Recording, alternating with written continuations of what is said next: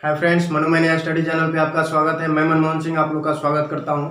दोस्तों, जैसा कि पिछले वीडियो के माध्यम से हमने पाषाण काल को पूरी तरह समाप्त कर लिया था, उसके सारे भागों को समझा, कंपेयर करके समझा। तो अगला जो हमारा आज का टॉपिक है वो है ताम्रपाषाण काल। तो यदि ताम्रपाषाण काल को शुरू करें तो उसके पूर्व यह समझना जरूरी है कि जहाँ पाषाण काल में केवल पत्थरों एवं सींगों एवं हड्डियों के उपकरण बनते थे, और सबसे पहले अगर देखा जाए तो इसी युग में आकर के ताम्रपाषाण काल में मनुष्यों ने पत्थरों के अलावा एक धातु का प्रयोग किया, और वो सबसे पहला धातु प्रयोग में मनुष्यों द्वारा कौन सा था, तो वो तांबा था। तो इसी के प्रमुख विशेषताओं को पढ़ना है, इस युग के प्रमुख जो विशेषताएं रही हैं। इसके अलावा इससे जुड़े हुए कुछ प्रमुख स्थल हैं एवं उन स्थलों से जुड़े हुए जो वहाँ पर संस्कृतियाँ डेवलप हुई थी उनके बारे में पढ़ना है, जहाँ से बार बार सवाल हमेशा पूछे जाते हैं, कोई भी एग्जाम हो। तो आइए अगर शुरू करते हैं, तो अगर एक मैप के माध्यम से समझने का प्रयास करें तो ये जो ताम्रपाषाण काल है, अगर इसको देखें तो ये मूल रूप से उत्तर भारत में विस्तारित था। अर्थात उत्तर भारत में देखा जाए तो पाषाण काल के बाद ताम्रपाषाण काल आता है और उसके बाद फिर लौह काल आता है। लेकिन अगर दक्षिण भारत की बात करें तो दक्षिण भारत में पाषाण काल के बाद सीधे तौर पर लौह काल आ जाता है। अर्थात यदि मूल रूप से अगर हम कहें तो ये जो हमारा ताम्रपाषाण कालीन सभ्यताओं का विकास है वो उत्तर भारत तक सिमट कर रह जाता है। और वो कौन कौन से स्थल है तो उन पर एक नज़र डालें तो ये राजस्थान का जो दक्षिणी पूर्वी क्षेत्र है, दक्षिण पश्चिमी राजस्थान, यहाँ पर देखें तो आहार संस्कृति विकसित होती है। इसके अलावा एक बिहार में देखें इस तरफ, तो बिहार के पश्चिमी क्षेत्र में चिरान संस्कृति का प्रादुर्भाव होता है। इसके अलावा महाराष्ट्र की तरफ देखें, महाराष्ट्र कौन सा अगर महाराष्ट्र की बात करें तो पश्चिमी महाराष्ट्र में खास करके जोरवे संस्कृति विकसित होती है। इसके बाद अगर एमपी में देखें तो एमपी में जो हमारा पश्चिमी मध्य प्रदेश है इस तरफ, तो इस तरफ में कायथा एवं मालव संस्कृति का विकास होता है। पहले यहाँ पर कायथा संस्कृति की उद्भव होती है और बाद में यहीं पर मालव संस्कृति का डेवलपमेंट होता है। इसके अलावा गुजरात, पश्चिमी गुजरात की तरफ देखें तो यहाँ पर प्रभास संस्कृति विकसित होती है। अगर देखा जाए तो यह मूल रूप से उत्तर भारत में ही सिमट करके ये ताम्रपाषाण कालीन जो संस्कृतियां हैं देखने को मिलती हैं। अर्थात दक्षिण भारत में ताम्रपाषाण का कोई विस्तार नहीं था। दक्षिण भारत में सीधे तौर पर देखा जाए तो पाषाण काल के बाद हमारा लौह युग आ जाता है। तो अगर ताम्रपाषाण काल को यहाँ समझने का प्रयास करें तो जो प्रमुख ताम्रपाषाणिक जितनी भी संस्कृतियां हमने देखे, आहार संस्कृति, प्रभास संस्कृति, चिरान संस्कृति या जोरवे संस्कृति, तो इन सारी संस्कृतियों की कुछ खास विशेषताएं हैं और लगभग सारी सिमिलरिटी हैं, समरूपता है सारे में। तो वो समरूपताएं कौन कौन सी है, तो यदि इनका नगर या ग्राम की बात की जाए तो ये ग्रामीण सभ्यता थी। जितनी भी ताम्रपाषाण कालीन सभ्यताएं थी वो पूरी तरह से ग्रामीण सभ्यता थी। और यहाँ इसके अलावा कृषक सभ्यता थी, अर्थात यहाँ पर के जो मानव थे मूल रूप से कृषि एवं पशुपालन की प्रधानता यहाँ भी रहती है।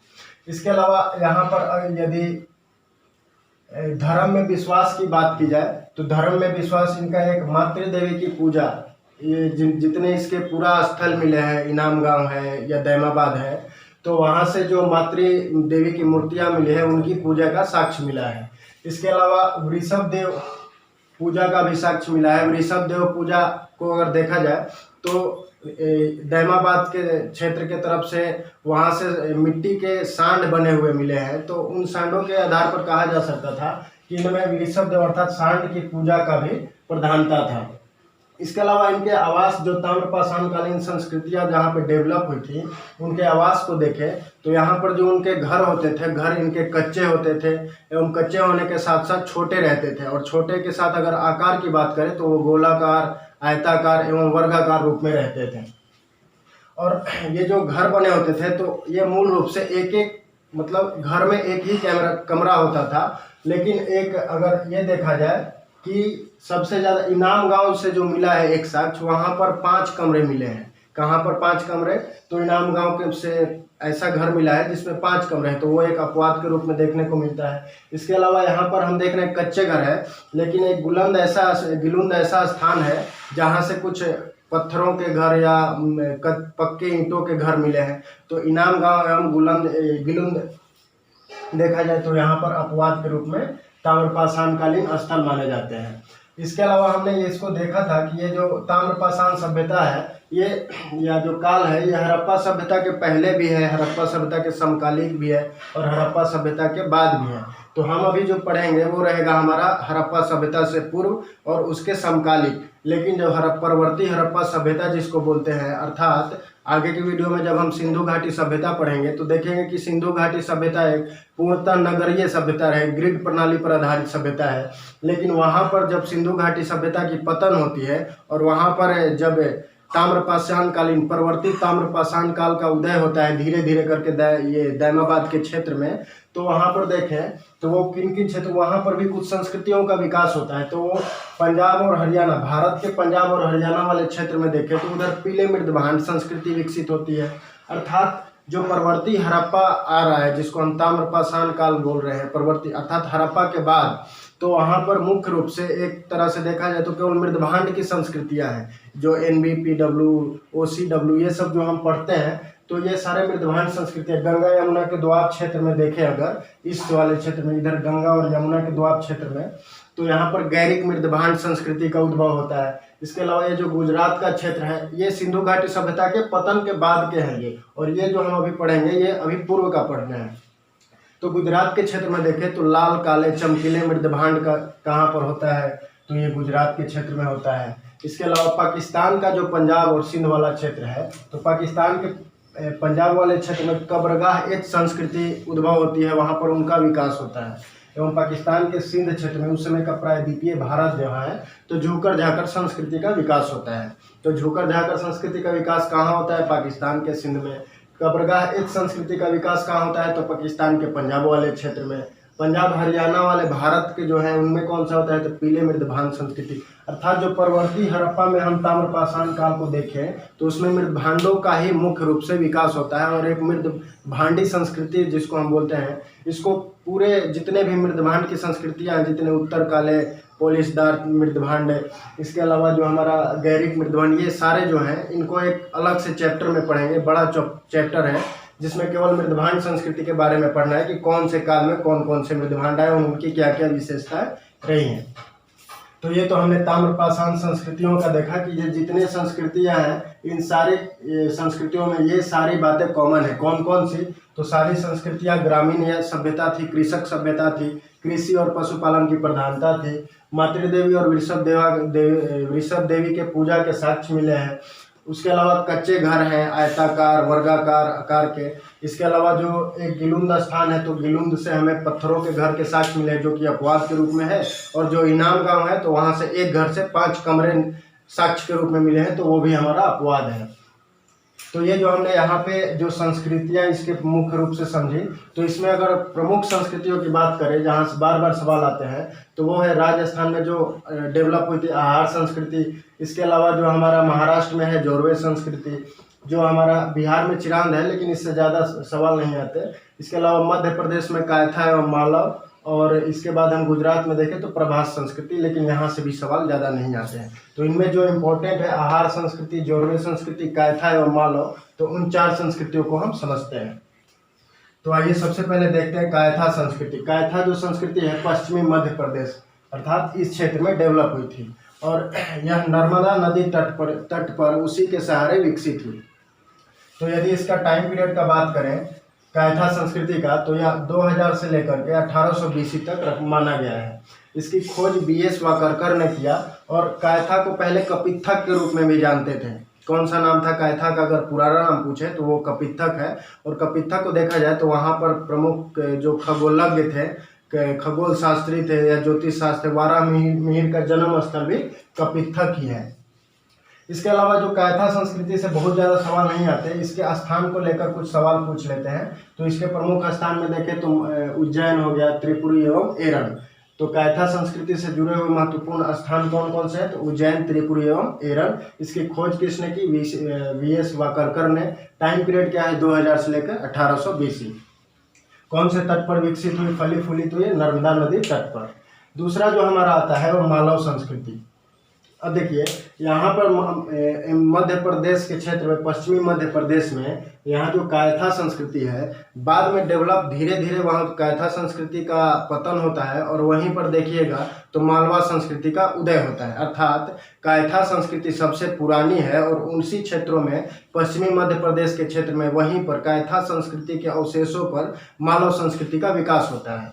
तो वो मालवा संस्कृति भी है कहाँ पर, तो पश्चिमी मध्य प्रदेश में, और ये भी नर्मदा नदी तट के सहारे विकसित होती है। तो अगर मालवा संस्कृति की टाइम पीरियड की बात करें तो 1700 से लेकर 1200 BC तक।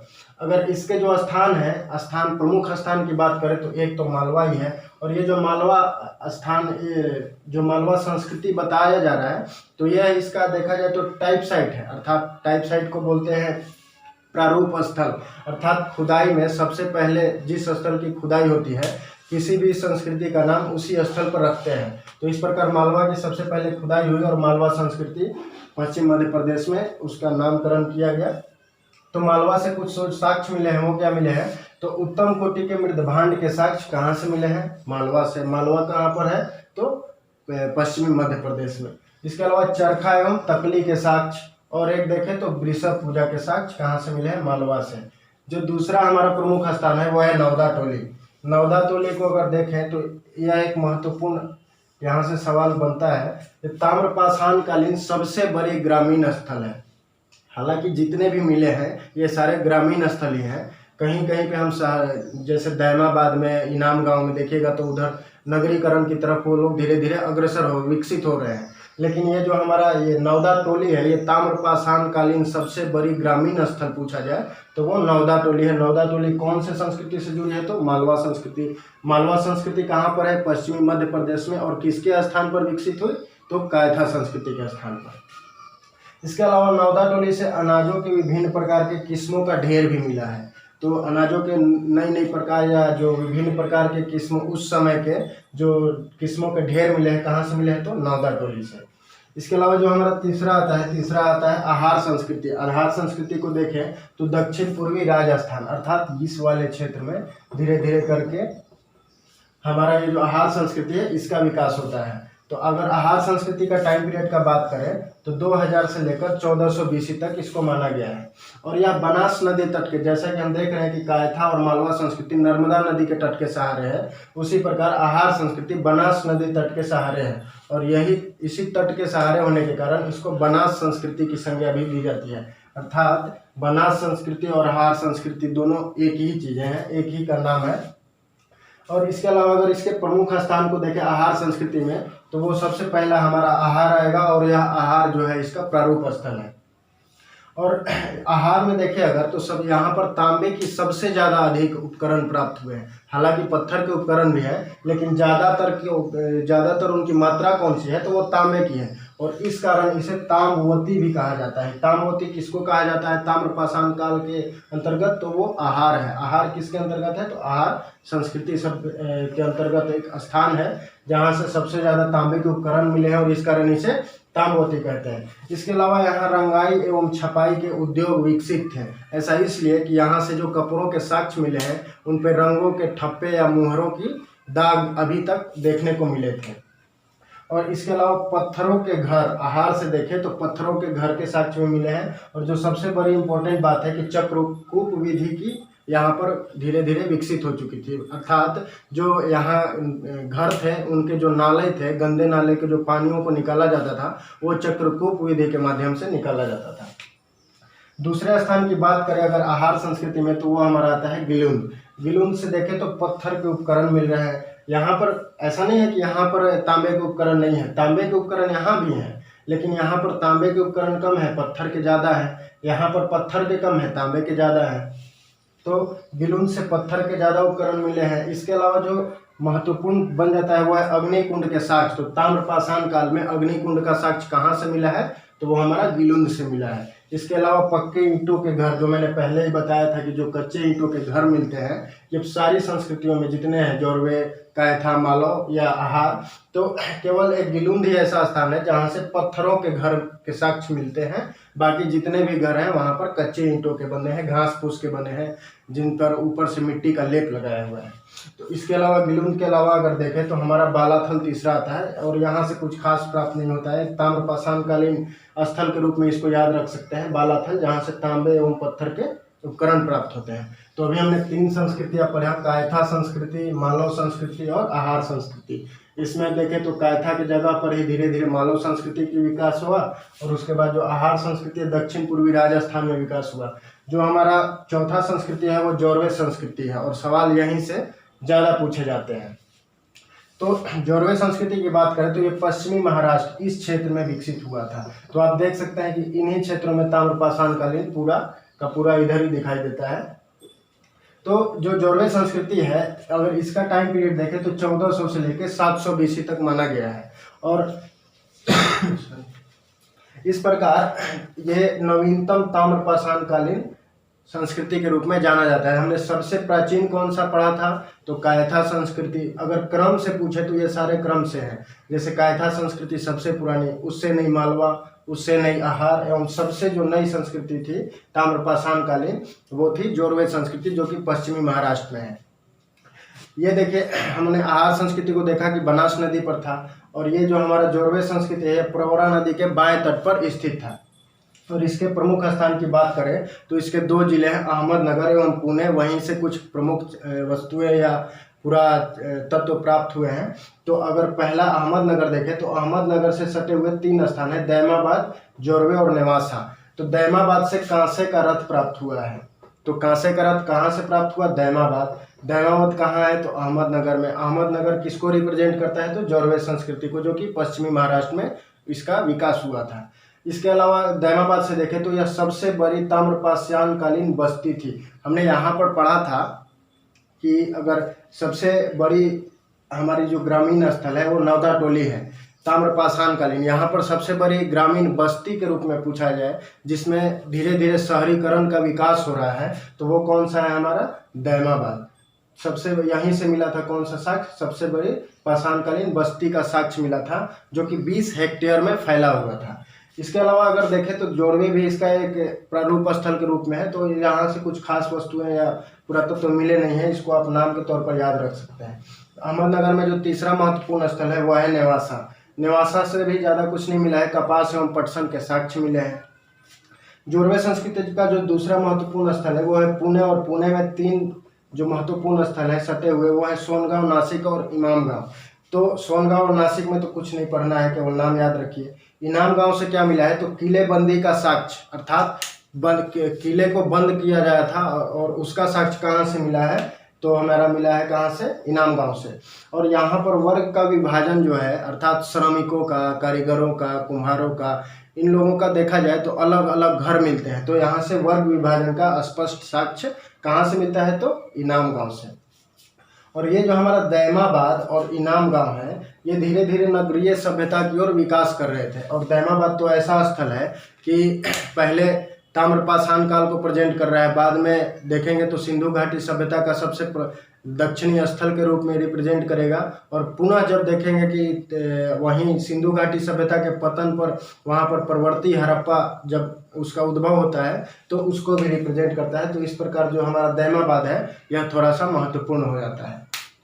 तो यहाँ से बहुत ज़्यादा सवाल नहीं आते हैं, लेकिन इसको समझना बहुत ही आसान है। जो 2-4 है, कायथा संस्कृति, मालवा। अगर यहाँ से सबसे ज़्यादा अगर जिस पर ध्यान रखने वाला है तो वो है एक नवदा टोली। इसके अलावा देखें तो गिलिंद, आहार के अलावा देखें तो दैमाबाद, एवं उसके बाद इनाम गांव। तो ये 5 को अगर आप याद रखते हैं तो कोई भी सवाल को आसानी से आप हल कर सकते हैं। तो आशा करता हूँ कि दोस्तों ये वीडियो आपको अच्छा लगा होगा। अगर अच्छा लगे तो दोस्तों को शेयर करें एवं लाइक करें। धन्यवाद।